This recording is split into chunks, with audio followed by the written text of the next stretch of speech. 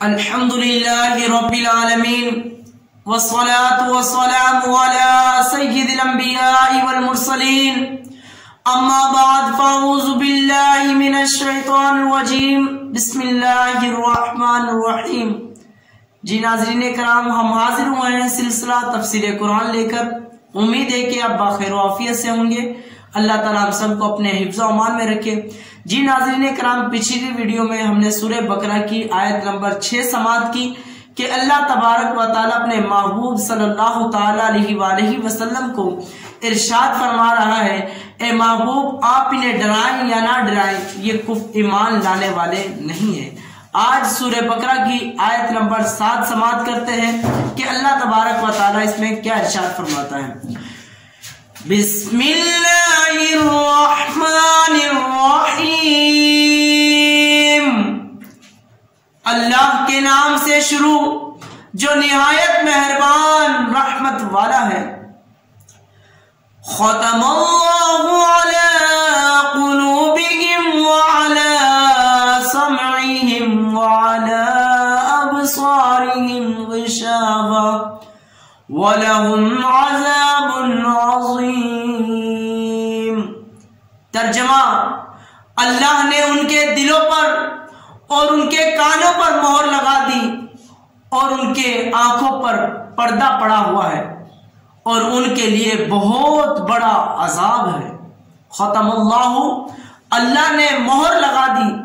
ارشاد فرمایا کہ ان کافروں کا ایمان سے محروم رہنے کا سبب یہ ہے کہ اللہ تعالیٰ نے ان کے دلوں اور کانوں پر مہر لگا دی، جس کی بنا پر یہ حق کو سمجھ نہیں سکتے، نہ حق سن سکتے ہیں، نہ حق سمجھ سکتے ہیں، اور نہ ہی ان سے نفع اٹھا سکتے ہیں، اور ان کی آنکھوں پر پردہ پڑا ہوا ہے، جس کی وجہ سے یہ اللہ تعالیٰ کی آیات اور اس کی وحدانیت کے لائق دیکھ نہیں سکتے، اور ان کے لیے آخرت میں بہت بڑا عذاب ہے۔ جی میرے پیارے ناظرین کرام، ترجمہ سنا کہ اللہ تعالیٰ نے کافروں کے حوالے سے خطاب کیا کہ محبوب آپ انہیں سمجھائیں، ڈرائیں یا نہ ڈرائیں، یہ ایمان لانے والے نہیں ہیں۔ کیوں کہ ان کے کانوں پر پردہ ہے، ان کی آنکھوں پر پردہ ہے، یہ دیکھ نہیں سکتے، بظاہر تو دیکھ رہے ہیں لیکن ظاہری آنکھوں سے دیکھ رہے ہیں، لیکن حقیقتاً یہ دیکھ نہیں پا رہے۔ ان کے دلوں پر کوئی بھی بات اثر نہیں کرتی ہے۔ آپ انہیں ڈرائیں یا نہ ڈرائیں، یہ ایمان لانے والے نہیں ہیں۔ بعض کافروں سے محروم کیوں رہے؟ بعض کافر ایمان سے محروم کیوں رہے؟ آئیے سنتے ہیں۔ میرے ناظرین کرام، یہ بات یاد رکھیں کہ جو کافر ایمان سے محروم رہے ان پر ہدایت کی راہیں شروع سے بند نہ تھی، ورنہ تو اس بات کا بہانہ بنا سکتے تھے، بلکہ اصل یہ ہے کہ ان کی کفر و عناد اور سرکشی اور بے دینی، حق کی مخالفت اور انبیاء کرام سے دشمنی کے انجام کے طور پر ان کے دلوں اور کانوں پر مہر لگی ہے اور آنکھوں پر پردے پڑ گئے ہیں، اور یہ ایسے ہی ہے جیسے کوئی شخص طبیب کی مخالفت کرے اور زہر قاتل کھا لے اور اس کے لیے دوا فائدہ مند نہ رہے گی، اور طبیب کہہ دے کہ اب یہ تندرست نہیں ہو سکتا، تو حقیقت میں اس حال تک پہنچانے میں اس آدمی کی اپنی کرتوتوں کا ہاتھ ہے، نہ کہ طبیب کے کہنے کا۔ لہذا وہ خود ہی ملامت کا مستحق ہے، طبیب پر اعتراض نہیں کیا جائے گا۔ اب یہ نہیں کہا جا سکتا، کافر یہ بھی نہیں کہہ سکتے کہ قیامت کے دن ہم کیا کریں، اللہ تعالیٰ نے ہمیں ایمان کی توفیق نہیں دی۔ نہیں، تم ایمان لانے والے ہی نہیں تھے۔ جس طرح آپ نے طبیب کی مثال سنی کہ زہر قاتل بھی کھا لے اور دوا اس کو فائدہ نہیں دے گی، اب طبیب کہہ دے کہ اب یہ تندرست نہیں ہو سکتا، تو اس حال تک پہنچانے میں بندے کا خود کرتوتوں کا حامل ہوتا ہے کہ زہر بھی کھا لیا اور طبیب پر اب اعتراض کرنا نہیں بنتا۔ اب بندہ خود ایمان نہیں لے کر آیا، یہ ایمان لانے والے ہی نہیں تھے۔